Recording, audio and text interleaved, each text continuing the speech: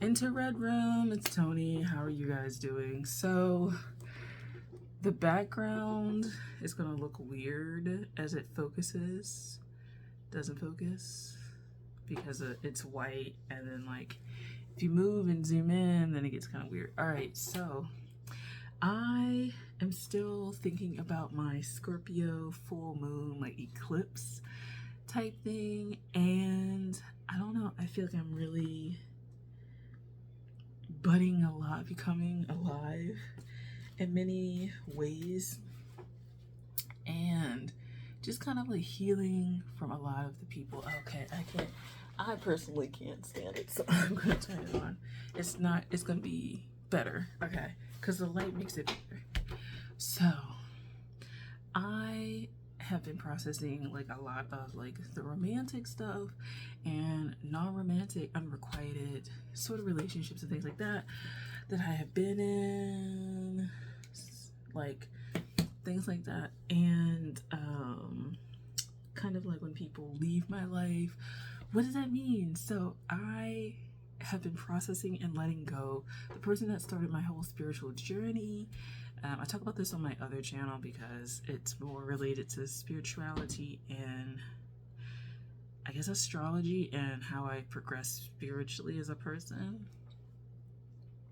And then I met somebody else and they kind of opened me up because of their energy to kind of healing my lower chakras. Like, if you're not into that kind of stuff, I'm so sorry, but I am. So and I've just been releasing a lot of the pain and hurt regarding those relationships, and a lot of the expectations that I have for romantic relationships in general.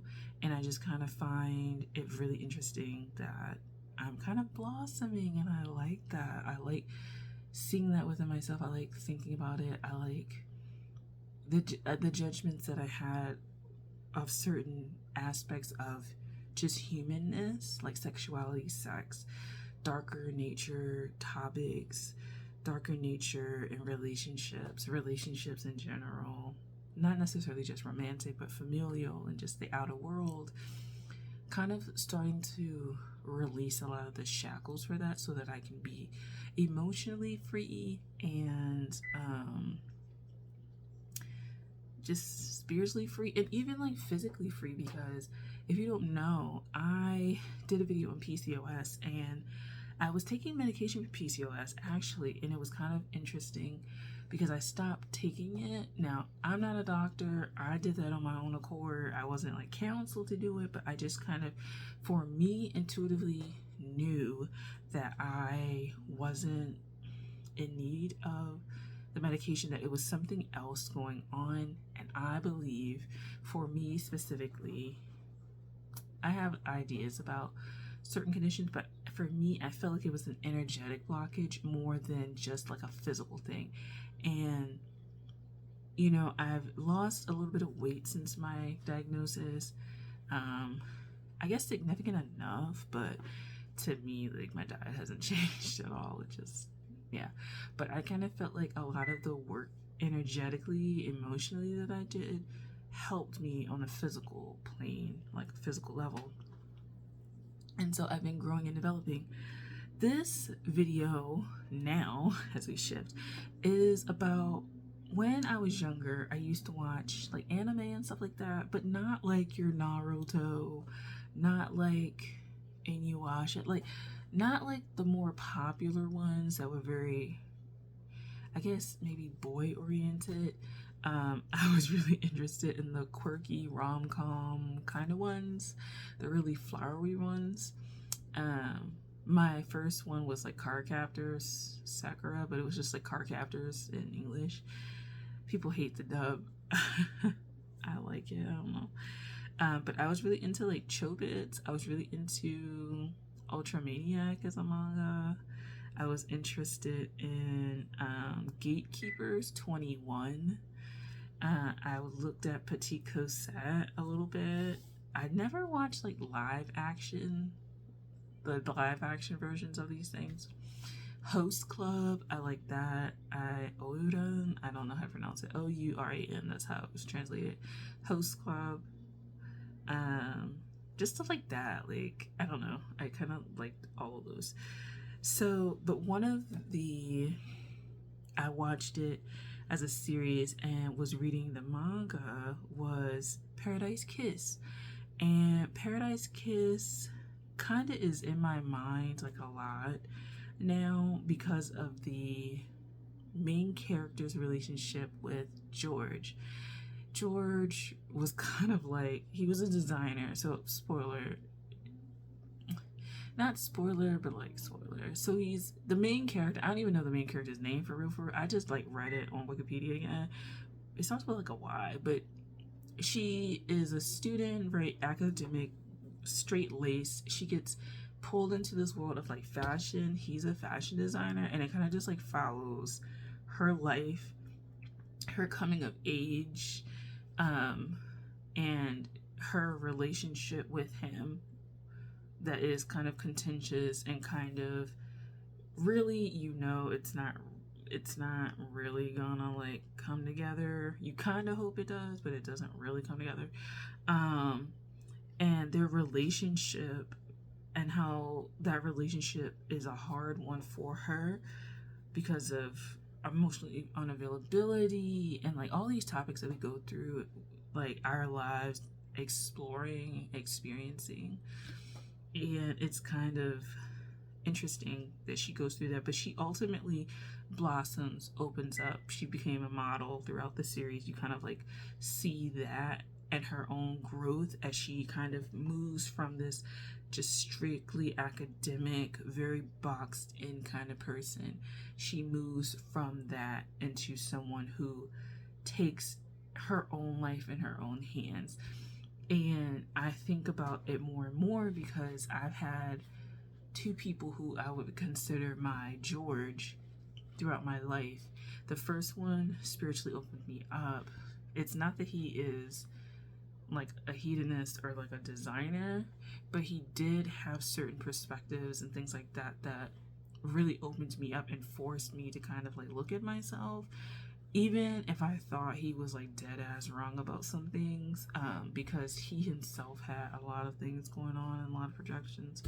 But some of the stuff that he, I say, taught me, so to speak, was like dead on.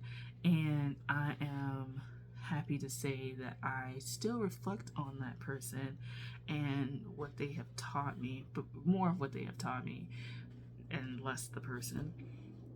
And I'm really grateful for the things that did stick because, yeah, energetically, we can try and release people from our space and our mind and our energy and our auric field and things like that. But the lessons that you get from people, particularly people in romantic entanglement situationships, unrequited type things, they can stick with you and they can be lessons that long term put you in a better position and a better space for whatever it is that you do attract in terms of a relationship with another person, relationship with yourself, relationship with the wider world, and what you want to do on your path as far as like career and your hobbies and your aspirations and kind of the cycles that you mentally have, the cycles that you're breaking within your own family line, the cycles that you're breaking within kind of your own mental construct of what you think you are and what you think you should be, and kind of like that gap in between.